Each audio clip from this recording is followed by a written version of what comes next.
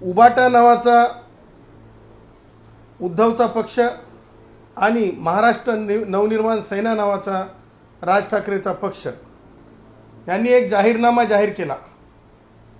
तो जाहीरनामा अशा प्रकारे जाहीर करण्यात आला की तो नियमांमध्ये आचारसंहितेमध्ये बसत नाही। मग जे गोष्टी नियमात बसत नाहीत, आचारसंहितेत बसत नाहीत, जे भारतीय न्यायव्यवस्थेने घालून दिलेल्या बंधनाच्या पलीकडे अशा जाहीरनाम्याला कुठेतरी पायबंद केला पाहिजे आणि जो मतदार राजा आहे त्या मतदार राजाला हे सांगितलं पाहिजे जे काही उद्धवचा आणि राजचा जो काही जाहीरनामा आहे तो कायदेशीर दृष्ट्या भूलभुलैया आहे, तो कायदेशीर दृष्ट्या फसवणूक ठरणार आहे।